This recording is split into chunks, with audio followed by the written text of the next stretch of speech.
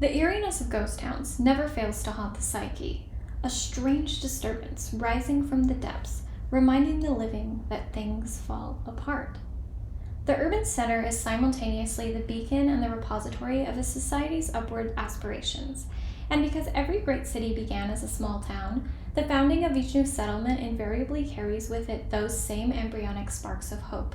But some towns don't even last a full decade, consumed by the entropic nature of existence, that primordial proclivity for things to perish, even in spite of man's collaborative efforts to cultivate order against the decay of time. But there are things in this world much worse than the return to dust that is death's embrace, which is a grim truth that every woman is biologically programmed to intuitively understand. Indeed, this is the substance of horror, to persist as a rotting parody, mocking what ought to exist until the years turn into decades and the decades into centuries. I frequently encountered ghost towns while growing up in Texas, and each encounter was simultaneously intriguing as well as inescapably uncanny.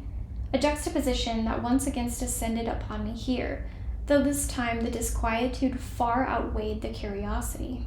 Unfortunately, my adulthood has become replete with examples of cosmic injustice. I have seen resplendent achievements deserving of the highest accolades wither into nothingness in the desert of indifference, while macabre monstrosities needing decisive destruction persist as little more than walking corpses. The word zombie is such a flaccid term. It utterly fails to encapsulate the stomach-grinding nausea that penetrates every sensory faculty when confronting the nightmare of a rancid and maggot-riddled carcass lurching toward you in revolting hunger. And yet, I can think of no better allegory to describe my time in the American public school system, both as a student and later as a teacher.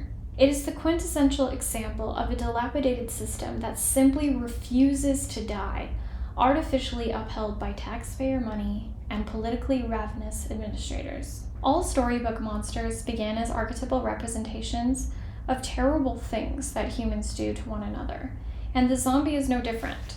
I just never expected to find zombie-style horror infecting the legal brothels of Nevada, and yet the parallels are unmistakable. Although Nevada is roughly half the size of Texas in terms of square mileage, it has nearly double the number of ghost towns, which is due in large measure to the historical volatility of the mining industry out here.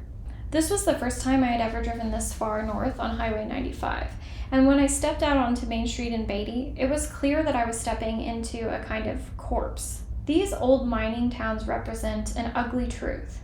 Without an economic anchor to latch onto, the brothel industry completely falls apart, and the majority of this collapse has at this point already occurred. A chill ran down my spine when I realized that this fate could very well befall the brothels in closest proximity to Las Vegas within the near future.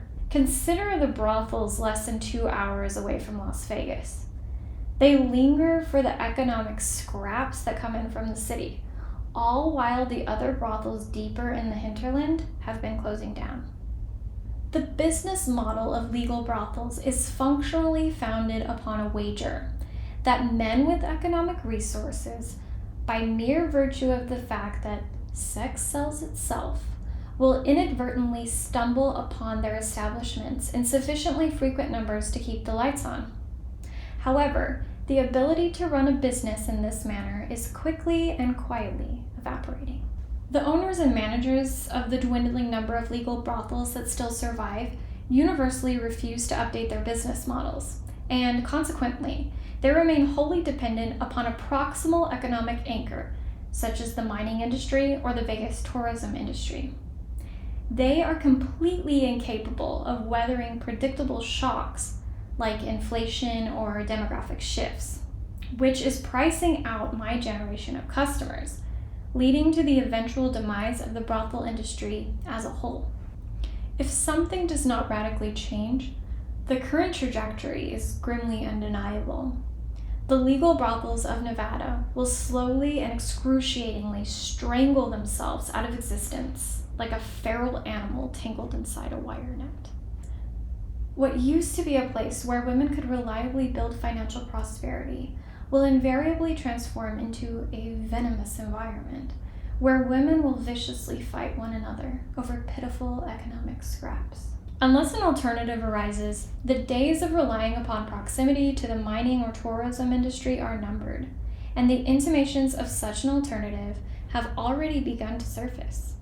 Unfortunately, this alternative bodes ill for any woman wishing to benefit from what was previously afforded to any generic woman who wanted to work in the brothels under the current, and soon to be extinct, business model. Make no mistake, a flood is coming, which will wipe away everything it can carry, as is the case with all mass extinction events.